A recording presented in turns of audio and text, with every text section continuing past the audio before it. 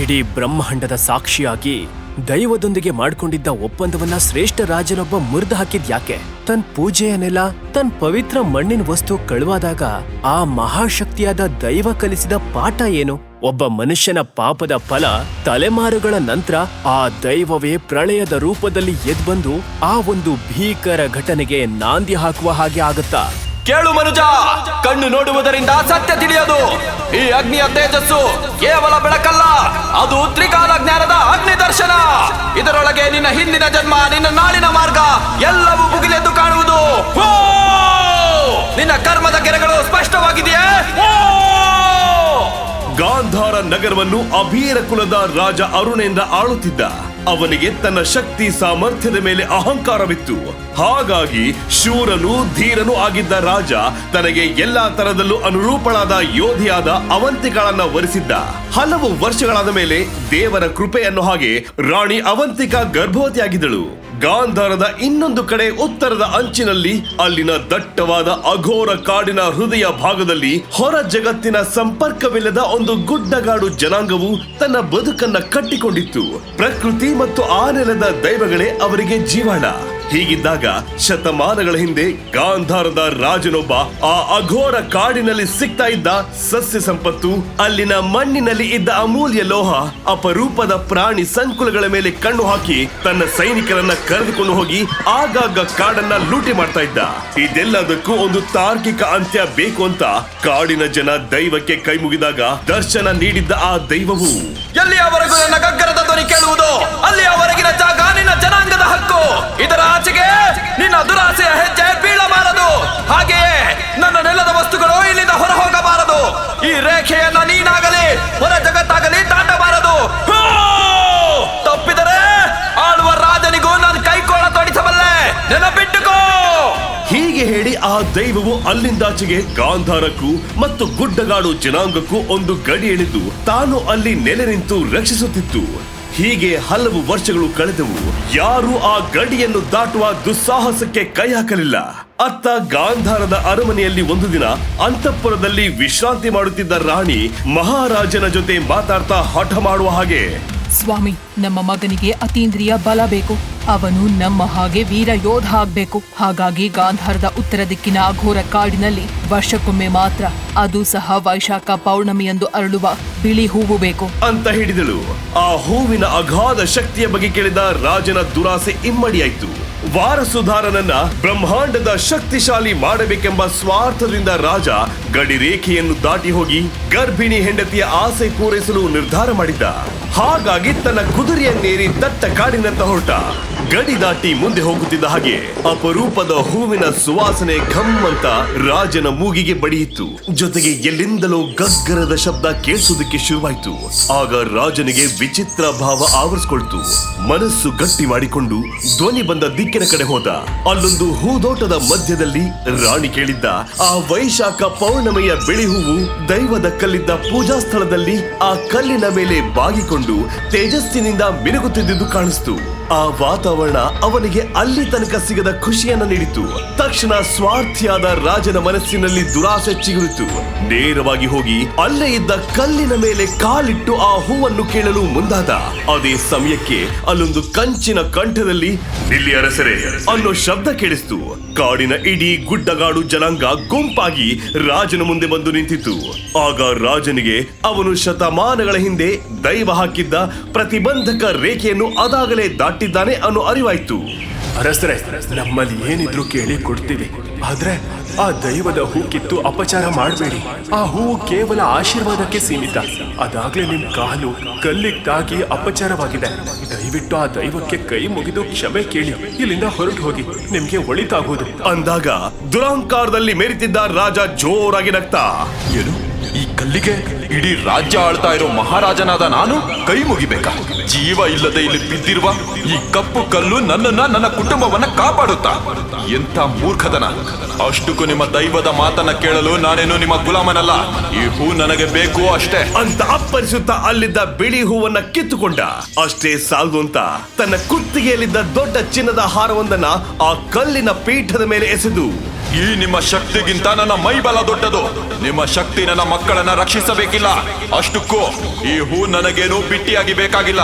ಈ ಹೂವನ್ನು ಇಲ್ಲಿಂದ ತೆಗೆದುಕೊಳ್ತಾ ಇರೋದಕ್ಕೆ ಪ್ರತಿಯಾಗಿ ನನ್ನ ಕೊರಳಲ್ಲಿ ಇರೋ ಈ ದೊಡ್ಡ ಚಿನ್ನದ ಹಾರವನ್ನ ನಿಮ್ಮ ದೈವಕ್ಕೆ ಉಡುಗೊರೆಯಾಗಿ ಕೊಡುತ್ತೇನೆ ಅಂತ ಸರ ಎಸೆದು ದೈವಕ್ಕೆ ನೇರವಾಗಿ ಅವಮಾನ ಮಾಡಿದ್ದ.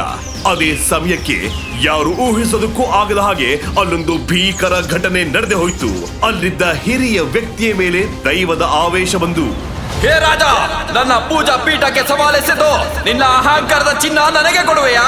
ನಿನ್ನ ಗರ್ವಕ್ಕೆ ಬೆಂಕಿ ಬೀಳಲಿ. ಹೋ! ನನ್ನ ಶಾಪವು ನಿನ್ನ ವಾರಸುದಾರನ ರಕ್ತದಲ್ಲೇ ಇರುವುದು. ಅವನು ಯೋಧನಾಗಿ ಹುಟ್ಟಿದರು. ಅವನಿಗೆ ಪಟ್ಟಾಭಿಷೇಕ ಆಗುವ ಸಮಯದಲ್ಲಿ ಆ ನಿನ್ನ ಜನರೇ ನಿನ್ನ ಮಗನನ್ನ ಕೈಲಾಗದವನೆಂದು ಅಣಗಿಸುವಂತಾಗಲಿ. ಈ ಪಾಪಕ್ಕೆ ಬೆಲೆ ತರಲಿ. ಆ ಮಗು ಜೀವನ ಪೂರ್ತಿ ನಾಚಿಕೆಗೇಡಿನ ಬದುಕಲ್ಲಿ ನರಳಲಿ ಅಂತ ಅಪ್ಪರಿಸಿತು. ಆದರೆ ಇದ್ಯಾವುದಕ್ಕೂ ತಲೆ ಕೆಡಿಸಿಕೊಳ್ಳದ ರಾಜ ಕಾಡಿನಿಂದ ಹೊರಗೇನೋ ಬಂದ. ಆದ್ರೆ ಅರಮನೆಗೆ ಬರ್ತಿದ್ದ ಹಾಗೆ ವಿಚಿತ್ರ ಭಯ ಆವರಿಸಿಕೊಳ್ತು. ಇದಕ್ಕಿದ್ದ ಹಾಗೆ ಮೈಯೆಲ್ಲ ಕಂಪಿಸಿದ ಅನುಭವ ಆಗ್ತಾ ಇತ್ತು. ಇದರಿಂದ ಹೆದರಿದ ರಾಜ ನಡೆದ ವೃತ್ತಾಂತವನ್ನೆಲ್ಲ ರಾಣಿಗೆ ಹೇಳಿ ಕಣ್ಣೀರು ಹಾಕಿದ. ಅದನ್ನು ಕೇಳಿ ನಡುಗಿ ಹೋದ ರಾಣಿ ಅವಂತಿಕ ಮಗ ಹುಟ್ಟುವುದಕ್ಕೂ ಮೊದಲೇ ಪರಿಹಾರ ಹುಡುಕಲು ಹೊರಟಳು. ಆದರೆ ದೈವದ ಶಾಪದಿಂದ ಮುಕ್ತಿ ಸಿಗಲಿಲ್ಲ. ಯುವರಾಜನಿಗೆ ಧ್ರುವ ಏನೋ ಹುಟ್ಟಿದ. ಆದ್ರೆ ಅಲ್ಲಿಂದಾಚೆಗೆ ಅರುಣೇಂದ್ರ ಮತ್ತು ಅವಂತಿಕ ಮಾತ್ರ ಸದಾ ಚಿಂತೆಯಲ್ಲಿ ಮುಳುಗಿರ್ತಾ ಇದ್ರು. ಕೈ ಕಟ್ಟಿ ಕೂರಲು ಮನಸ್ಸಿಲ್ಲದ ರಾಣಿ ಅವಂತಿಕ ಮಗನ ರಕ್ಷಣೆಗಾಗಿ ಹಾತೊರೆಯುತ್ತಾ ದೇಗುಲ, ಪೂಜೆ, ಸಾಧು ಸಂತರ ಹೀಗೆ ಎಲ್ಲರ ಮೊರೆ ಹೋದರೂ ಯಾವ ಪ್ರಯೋಜನವೂ ಆಗಲಿಲ್ಲ. ಕೊನೆಗೆ ರಾಜ್ಯಕ್ಕೆ ಬಂದ ಮಹಾನ್ ಅಘೋರಿಯ ಬಳಿ ಕೈ ಒಡ್ಡಿ ಬೇಡಿದಾಗ ಆ ಅಘೋರಿಯು, ನಿನ್ನ ಮಗನ ಮೇಲಿರುವ ಶಾಪ ವಿಮೋಚನೆ ಆಗಿ ಜೀವನ ಪೂರ್ತಿ ಅಪ್ರಯೋಜಕ ಹಾಗೆ ಇರೋದನ್ನ ತಪ್ಪಿಸಲು ಇರುವ ಒಂದೇ ಒಂದು ದಾರಿ ಅಂದ್ರೆ ವೈಶಾಖ ಹುಣ್ಣಿಮೆಯ ದಿನ ನೀನು ರಕ್ತ ತರ್ಪಣ ಕೊಟ್ಟು ದೇಹ ತ್ಯಾಗ ಮಾಡಬೇಕು. ಇದು ನಿನ್ನಿಂದ ಸಾಧ್ಯವೇ ಅಂತ ಜೋರಾಗಿ ಅಬ್ಬರಿಸಿ ಕೇಳಿದರು. ಇದನ್ನ ಕೇಳ್ತಿದ್ದ ಹಾಗೆ ರಾಣಿ ದಂಗಾಗಿ ಹೋದ್ಲು. ಆದ್ರೆ ಮಗನಿಗಿಂತ ಮಿಗಿಲಾದದ್ದು ಅವಳಿಗೆ ಬೇರೇನು ಇರಲಿಲ್ಲ. ಹಾಗಾಗಿ ಅಘೋರಿಯ ಮಾತಿಗೆ ಹಾಗೆ ಆಗಲಿ ಎಂದು ಒಪ್ಪಿಕೊಂಡಳು. ಆಗ ಮಾತು ಮುಂದುವರಿಸಿದ ಅಘೋರಿ ಅವಳಿಗೆ ಮಾತ್ರ ಕೇಳೋ ಹಾಗೆ ಭಯಾನಕ ರಹಸ್ಯ ವಿಷಯವೊಂದನ್ನ ಕಿವಿಯಲ್ಲಿ ಹೇಳಿದ್ರು. ಕೊನೆಗೆ, ನಿನ್ ಕೈಲಿ ಸಾಧ್ಯ ಆದ್ರೆ ಈ ರಹಸ್ಯ ಪೂಜೆಯನ್ನ ರಹಸ್ಯವಾಗಿ ಮಾಡಿ ನಿನ್ನ ಮಗನ ಬದುಕನ್ನ ಉಳಿಸು. ಆದ್ರೆ ಪಟ್ಟಾಭಿಷೇಕದ ಸಮಯದಲ್ಲಿ ಅವನಿಗೆ ಆಗಬೇಕಾದ ಅವಮಾನವು ದೈವ ಇಚ್ಛೆ ಆಗಿದ್ದು ಅದನ್ನ ಯಾರಿಂದಲೂ ತಡೆಯೋದಕ್ಕೆ ಸಾಧ್ಯವಿಲ್ಲ ಅಂತ ಹೇಳಿ ಹೊರಟು ಹೋದ್ರು. ಇದೆಲ್ಲವನ್ನು ಕೇಳಿ ರಾಣಿಗೆ ಗಾಬರಿಯಾದ್ರೂ ಆ ರಹಸ್ಯ ಪೂಜೆ ಮಾಡದೆ ಬೇರೆ ದಾರಿ ಇರಲಿಲ್ಲ. ಹಾಗಾಗಿ ದೈವದ ಮೇಲೆ ಭಾರ ಹಾಕಿ ಒಂದು ದೃಢ ನಿರ್ಧಾರಕ್ಕೆ ಬಂದಳು.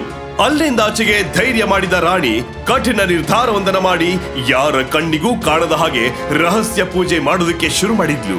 ಜೊತೆಗೆ ಮಗ ಧ್ರುವನಿಗೆ ಎಲ್ಲಾ ತರದ ಸಮರ ಕಲೆಗಳನ್ನು ಕಲಿಸಿ ವೀರನಂತೆ ಬೆಳೆಸೋದಕ್ಕೆ ಪ್ರಯತ್ನ ಪಟ್ಟಳು.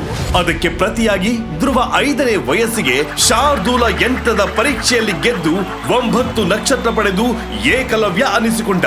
ಹೀಗೆ ಜೀವನ ನಡೀತಿರ್ಬೇಕಾದ್ರೆ ಅವತ್ತೊಂದಿನ ವೈಶಾಖ ಹುಣ್ಣಿಮೆಯ ದಿನ ಮಹಾರಾಜ ಅರಮನೆಯಲ್ಲಿ ಇಲ್ಲದ ಸಮಯ ನೋಡಿದ ಮಹಾರಾಣಿ ತನ್ನ ಸೇವಕಿಯರು ಹಾಗೂ ಸಹಚರರನ್ನ ತನ್ನ ಜೊತೆ ಬಾರದ ಹಾಗೆ ಆಜ್ಞೆ ಮಾಡಿ ತನ್ನ ಬಿಳಿ ಕುದುರೆ ಏರಿ ಹೊರಡಬೇಕು. ಅಷ್ಟಲ್ಲೇ ನಿದ್ದೆಯಿಂದ ಎದ್ದ ಧ್ರುವ ಕಣ್ಣು ಜುತ್ತ ಹೊರಗೆ ಬಂದ.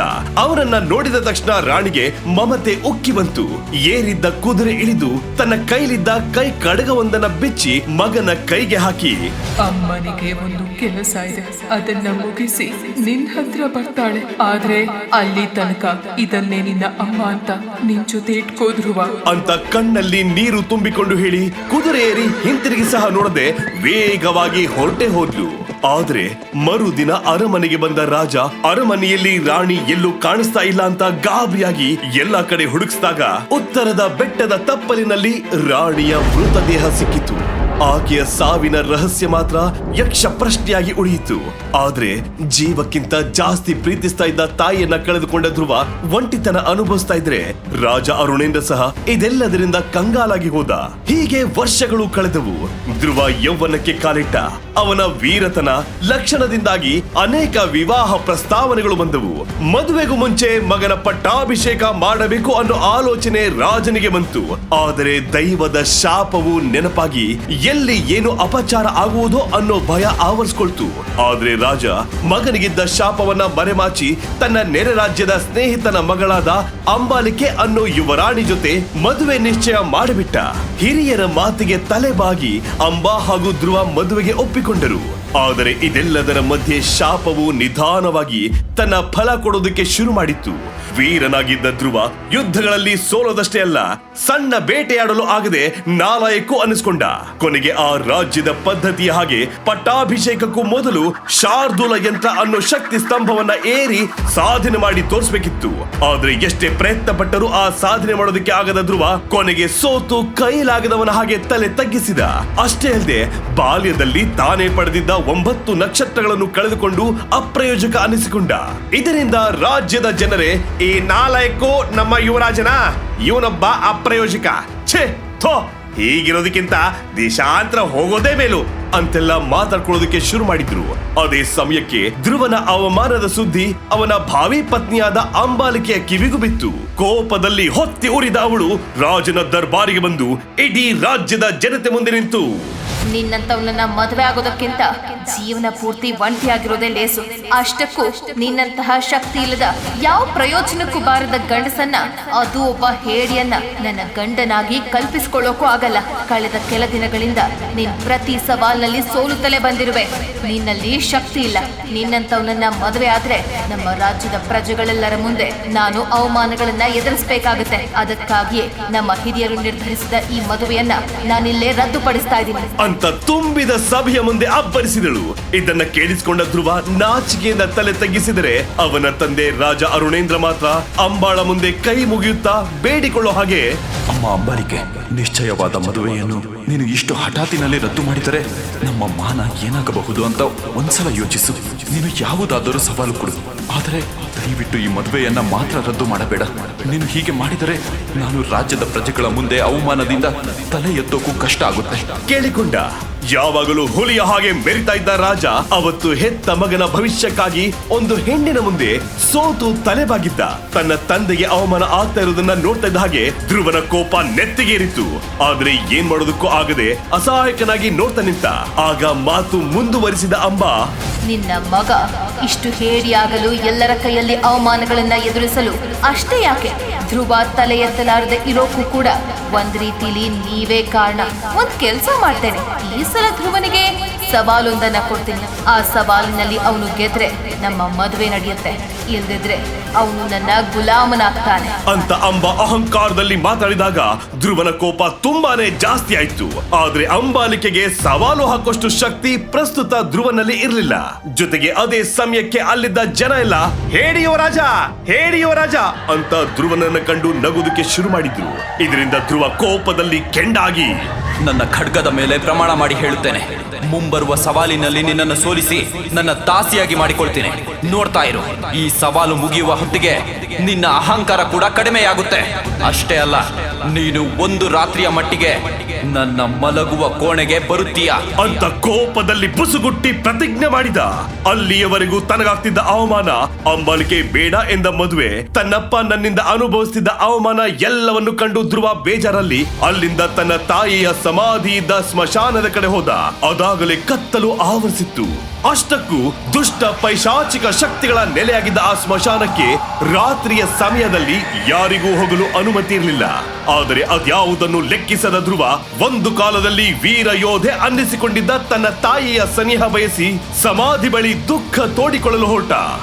ಅಮ್ಮ, ನನಗೆ ಯಾಕೆ ಹೀಗಾಗ್ತಿದೆ? ನನ್ನ ಶಕ್ತಿಗಳೆಲ್ಲ ಕಳೆದು ಹೋಗಿವೆ. ಎಷ್ಟೇ ಪ್ರಯತ್ನಿಸಿದರೂ ಅವು ಮರಳಿ ಬರುತ್ತಿಲ್ಲ ಅಮ್ಮ. ಇಂದು ನನ್ನಿಂದಾಗಿಯೇ ನನ್ನ ತಂದೆ ರಾಜ್ಯದ ಸಭೆಯ ಮುಂದೆ ತಲೆ ತಗ್ಗಿಸಿದ್ರು. ಈ ಘೋರ ಅವಮಾನವನ್ನ ನೋಡ್ಕೊಂಡು ನಾನು ಇನ್ನು ಬದುಕೋಕ್ ಸಾಧ್ಯವಿಲ್ಲ ಅಂತ ತನ್ನ ಕಷ್ಟ ಹೇಳಿಕೊಂಡು ಕರುಳು ಕಿತ್ತು ಬರೋ ಹಾಗೆ ಹತ್ತು ಆ ಸಮಾಧಿಯೇ ಅಮ್ಮನ ಮಡಿಲೇನೋ ಅನ್ನೋ ಹಾಗೆ ಅದರ ಮೇಲೆ ಬಿದ್ದು ಹೊರಳಾಡಿದ. ಅದೇ ಕ್ಷಣ ಆಕಾಶ ಕಪ್ಪು ಮೋಡಗಳಿಂದ ಆವರಿಸಿ ಗುಡುಗು ಸಿಡಿಲು ಕಿವಿಗಡಿಸಿದವು. ಮಳೆಯು ಜೋರಾಗಿ ಸುರಿಯೋದಕ್ಕೆ ಶುರುವಾಯಿತು. ತಕ್ಷಣ ಧ್ರುವನ ಕೈಯಲ್ಲಿದ್ದ ತಾಯಿ ಕೊಟ್ಟಿದ್ದ ಕಡಗದಿಂದ ಹೊಗೆ ಹೊರಚಿಮ್ಮಿತು. ಇದರಿಂದ ಗಾಬರಿಯಾದ ಧ್ರುವ ಅಮ್ಮ ಅಂತ ಕಿಟಾರನೆ ಕಿರ್ಚುತ್ತಾ ಆ ಕಡಗವನ್ನ ಬಿಚ್ಚಿ ನೆಲಕ್ಕೆ ಎಸೆದ. ನೋಡುತ್ತಿದ್ದಂತೆ ಹೊಗೆ ದಟ್ಟವಾಗಿ ಆವರಿಸಿಕೊಂಡು ಅದರಿಂದ ಉದ್ದನೆಯ ಗಡ್ಡದ ವೃದ್ಧ ಶರೀರದ ಒಬ್ಬ ಕಾಲಿಲ್ಲದ ಭಯಾನಕ ವ್ಯಕ್ತಿ ಗಾಳಿಯಲ್ಲಿ ತೇಲಾಡ್ತಾ ನಿಂತಿರುವುದು ಕಾಣಿಸ್ತು. ಆ ದೃಶ್ಯಕ್ಕೆ ಧ್ರುವ ಭಯದಿಂದ ಕಂಗಾಲಾಗಿ ಹೋದ. ಕ್ಷಣಕಾಲ ಅವನ ಹೃದಯದ ಬಡಿತವೇ ನಿಂತ ಹಾಗನಿಸ್ತು. ನೀನ್ ಯಾರು? ನನ್ನ ಹತ್ರ ಬರಬೇಡ, ದೂರ ನಿಲ್ಲು ಅಂತ ಗಾಬರಿಯಲ್ಲಿ ಹೇಳಿದಾಗ ಧ್ರುವನ ಮನಸ್ಥಿತಿ ಅರ್ಥ ಮಾಡಿಕೊಂಡ ಆ ಆಕೃತಿ ತಾನೇ ಮಾತು ಮುಂದುವರಿಸಿತು. ನಾನು ವಿದುರ. ಕಳೆದ ಕೆಲ ವರ್ಷಗಳಿಂದ ನಿನ್ನ ಆ ಗಡಗದಲ್ಲೇ ವಾಸಿಸುತ್ತಿದ್ದೇನೆ. ನೀನು ಶಕ್ತಿ ಕಳೆದುಕೊಂಡಿದ್ದು ಏಕೆ? ತಾಯಿಯ ಸಾವಿನ ಹಿಂದಿನ ಆ ಭಯಂಕರ ರಹಸ್ಯವೇನು? ಹೀಗೆ ಎಲ್ಲವೂ ನನಗೆ ಗೊತ್ತು. ಅಂಬ ಹಾಕಿರೋ ಈ ಸವಾಲಿನಲ್ಲಿ ನೀನು ಗೆದ್ದು ಮತ್ತೆ ಏಕಲವ್ಯನಾಗಲು ನಾನ್ ಸಹಾಯ ಮಾಡ್ತೀನಿ. ಆದ್ರೆ ನಿನ್ನ ಶಕ್ತಿಗಳು ಮರಳಿ ತರಲು ನೀನು ನನ್ನ 3 ಷರತ್ತುಗಳಿಗೆ ಒಪ್ಪಲೇಬೇಕು. ಹೀಗೆ ಆ ವಿದುರ ಧ್ರುವನಿಗೆ ಮಾತ್ರ ಗೊತ್ತಿದ್ದ ಕೆಲವೊಂದು ವಿಷಯಗಳನ್ನ ಹೇಳಿ ಗಹಗಹಿಸಿ ನಕ್ಕಿತು. ಆ ಮಾತುಗಳನ್ನ ಕೇಳಿ ಧ್ರುವನಿಗೆ ವಿದುರನ ಮೇಲೆ ಸಣ್ಣ ನಂಬಿಕೆ ಬಂತು. ಹೇಗಾದ್ರೂ ಸರಿ ತನ್ನ ಶಕ್ತಿಗಳನ್ನು ಮತ್ತೆ ಪಡೆಯಬೇಕೆಂದು ಅಂದುಕೊಂಡ ಧ್ರುವ ಆ ಷರತ್ತುಗಳನ್ನು ಒಪ್ಪಿಕೊಳ್ಳಲು ಸಿದ್ಧನಾದ. ಆಗ ಒಂದೊಂದೇ ಷರತ್ತು ಹೇಳಿದ ವಿದುರ. ಮೊದಲ ಷರತ್ತು, ನೀನು ಯಾವುದೇ ಹೆಣ್ಣನ್ನು ಪ್ರೀತಿಸಬಾರದು, ಹತ್ತಿರ ಕೂಡ ಬಿಟ್ಟುಕೊಳ್ಳಬಾರದು, ಮನಸ್ಸಿನಲ್ಲೂ ಅವರ ಬಗ್ಗೆ ಯೋಚಿಸಬಾರದು. ಎರಡನೆಯ ಷರತ್ತು, ನಿನ್ನ ಶಕ್ತಿಗಳನ್ನು ಮತ್ತೆ ಪುನಃ ಪಡೆಯಲು ನಾನು ಅಮೃತಧಾರೆಯನ್ನು ತಯಾರಿಸುತ್ತೇನೆ. ಆದರೆ ಅದಕ್ಕೆ ಬೇಕಾದ ಔಷಧಿ ಗಿಡಗಳನ್ನು ನೀನೇ ನೇರವಾಗಿ ತರಬೇಕು. ನೆನಪಿಟ್ಟುಕೋ, ಇದರಿಂದ ನಿನ್ನ ಪ್ರಾಣಕ್ಕೂ ಅಪಾಯವಾಗಬಹುದು ಅಂದಾಗ ಆ ಮಾತಿಗೆ ಸ್ವಲ್ಪ ಯೋಚಿಸಿದ ಧ್ರುವ ಕೊನೆಗೆ ಒಪ್ಪಿಗೆ ಕೊಟ್ಟು 3ನೇ ಷರತ್ತಿನ ಬಗ್ಗೆ ಕೇಳಿದ. ಆಗ ವಿದುರ, ಧ್ರುವ, 3ನೆಯ ಷರತ್ತು ಏನು ಅಂತ ನಿನಗೆ ಮತ್ತೊಬ್ಬ ವ್ಯಕ್ತಿ ಹೇಳ್ತಾರೆ. ಸ್ವಲ್ಪ ಕಣ್ಣು ಮುಚ್ಕೋ. ನಾನು ಹೇಳೋವರೆಗೂ ನಿನ್ನ ಕಣ್ಣುಗಳನ್ನ ತೆಗೆಯಲೇಬಾರದು ಅಂತ ವಿದುರ ಷರತ್ತು ಹೇಳಲು ಸಿದ್ಧನಾದ. ಧ್ರುವ ಕಣ್ಣು ಮುಚ್ಚಿದಾಗ ಗಾಳಿಯಲ್ಲಿ ಒಂದು ಅಪರಿಚಿತ ಹೆಣ್ಣಿನ ಧ್ವನಿ ಪ್ರತಿಧ್ವನಿಸಿತು. ಆ ಧ್ವನಿ ಕೇಳಿ ಧ್ರುವನಿಗೆ ಆಘಾತ, ಸಂತೋಷ, ಸಂಕಟ ಎಲ್ಲವೂ ಒಟ್ಟಿಗೆ ಆಯ್ತು. ಅವನು ಕಣ್ಣು ಮುಚ್ಚಿದರು. ಅಮ್ಮ, ಎಲ್ಲಿದ್ಯಮ್ಮ? ನನ್ನ ಹತ್ರ ಬಾ, ನಾನ್ ನಿನ್ನನ್ನ ತಪ್ಕೊಳ್ಬೇಕು. ನಂಗೆ ನಿಮ್ಮ ಸಮೀಪ್ಯ ಪ್ರೀತಿ ಬೇಕಮ್ಮ ಅಂತ ತಡಬಡಿಸ್ತ. ಆಗ ಅವನ ತಾಯಿಯ ಧ್ವನಿಯಲ್ಲಿ ಮೂಡಿ ಬಂದ ಷರತ್ತನ್ನು ಕೇಳಿ ಧ್ರುವನಿಗೆ ತಡೆಯಲಾಗದ ಆಘಾತ ಆಯ್ತು. ಊಹೆಗೂ ನಿಲುಕದ ಆ ಷರತ್ತಿಗೆ ಅವನ ಹೃದಯ ವೇಗವಾಗಿ ಬಡಿದು ಕಣ್ಣಲ್ಲಿ ನೀರು ಸರಾಗವಾಗಿ ಹರಿಯಿತು. ನನ್ನ ತಾಯಿ ಇಂತಹ ಭಯಾನಕ ಷರತ್ತು ಏಕೆ ಇಟ್ಟಳು ಎಂದು ಧ್ರುವ ತೀರಾ ಗಾಬರಿಯಲ್ಲಿ ಕಣ್ಣು ಬಿಟ್ಟು ನಡುಗತೊಡಗಿದ. ಆಗ ವಿದುರ, ನಿಮ್ಮ ಅಮ್ಮ ಏನ್ ಹೇಳಿದ್ರೋ ಕೇಳಿದ್ಯಾ? ಇದೇ ನಿನ್ನ 3ನೆಯ ಷರತ್ತು ಅಂತ ವಿದುರ ಹೇಳಿದಾಗ ಧ್ರುವನ ಮೇಲೆ ಸಿಡಿಲು ಬಡಿದಂತ ಅನುಭವ ಆಯ್ತು. ಅಷ್ಟಕ್ಕೂ ಧ್ರುವನ ತಾಯಿ ಧ್ರುವನಿಗೆ ಹೇಳಿದ ಆ 3ನೆಯ ಷರತ್ತು ಏನು? ವಿದುರ ಧ್ರುವನ ಕೈ ಕಡಗದಲ್ಲಿ ಇರುವುದರ ಹಿಂದಿನ ಕಾರಣ ಏನು? ಅಷ್ಟಕ್ಕೂ ತಾಯಿಯೇ ಆ ಕಡಗ ಕೊಟ್ಟಿದ್ದರ ಹಿಂದಿನ ಮರ್ಮವೇನು? ಧ್ರುವ ತನ್ನ ಶಕ್ತಿಗಳನ್ನು ಕಳೆದುಕೊಂಡದ್ದಾದರೂ ಹೇಗೆ? ಹಾಗಾದ್ರೆ ಧ್ರುವ ತನ್ನ ಶಕ್ತಿಗಳನ್ನು ಮತ್ತೆ ಹೇಗೆ ಪಡೆದುಕೊಳ್ಳುತ್ತಾನೆ? ತನ್ನನ್ನು ಹೇಳಿ ಎಂದು ಅವಮಾನಿಸಿದವರ ಮುಂದೆ ಮಹಾಯೋಧ ಅಂತ ಸಾಧಿಸಿ ತೋರ್ಸೋಕೆ ಸಾಧ್ಯನಾ? ಹಾಗೆ ಅಂಬಾಲಿಕೆ ಮಾಡಿದ ಸವಾಲಿನಲ್ಲಿ ಧ್ರುವ ಗೆಲ್ತಾನ? ಪಾಕೆಟ್ ಎಫ್ಎಂ ನಲ್ಲಿರೋ ಎಲ್ಲಾ ಶೋಗಳನ್ನ ಈಸಿಯಾಗಿ ಕೇಳಬಹುದು. ಈಗಲೇ ಡೌನ್ಲೋಡ್ ಮಾಡಿ ಪಾಕೆಟ್ ಎಫ್ಎಂ ಮತ್ತು ಕೇಳಿ ಯೋಧ. ಲಿಂಕ್ ಡಿಸ್ಕ್ರಿಪ್ಷನ್ ನಲ್ಲಿ ಇದೆ.